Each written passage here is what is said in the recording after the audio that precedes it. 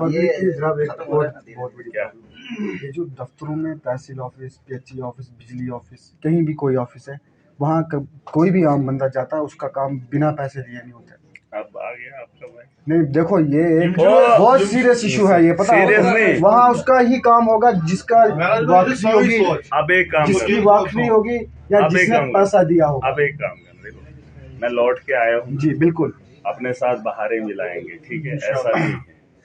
ये जो आपकी बात है ना, सही, आप वकील हैं। जी बिल्कुल, देखो ये आप सुने आप कोर्ट में केस सबूत पे लड़ते हैं। बिल्कुल एग्जैक्टली। अब मुझे यहाँ गवाहों की जरूरत पड़ेगी। देखो आप बोलेंगे फला, एक केस मुझे दिखाना। एक होता है ना आपका केस कोर्ट में, उधर फिर पढ़ना, उधर टाइम लगता है। मेरा केस ऑन स्पॉट।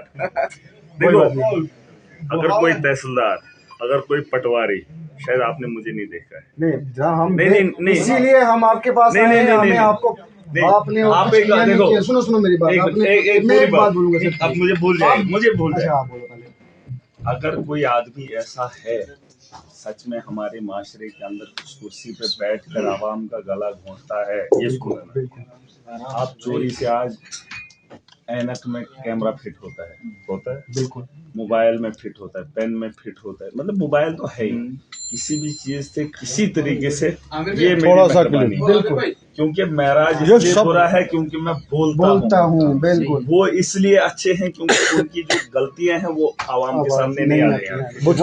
आप वो नहीं स्टिंग ऑपरेशन, आप कामयाब हो गए, तांडव मचाऊंगा। ये मेरी बात याद रखना, या तो वो बंदा इधर नहीं रहेगा या तो मेराज नहीं रहेगा। देखो ये ही भरोसा, इतनी पब्लिक आपने कुछ मैं आपको आपने पब्लिक का दिल जीता, इसलिए इतनी पब्लिक। एक बात बोलूं, एक बात सुन लें, वो लोग जो एडमिनिस्ट्रेशन के वीडियो बना रहे हो, बना लो। जी।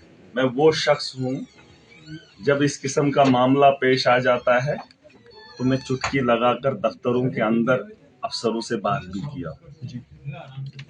ये बताने की जरूरत नहीं है क्योंकि कभी कभार वो वीडियो बनी भी है, वो मेरे पास पड़ी भी है।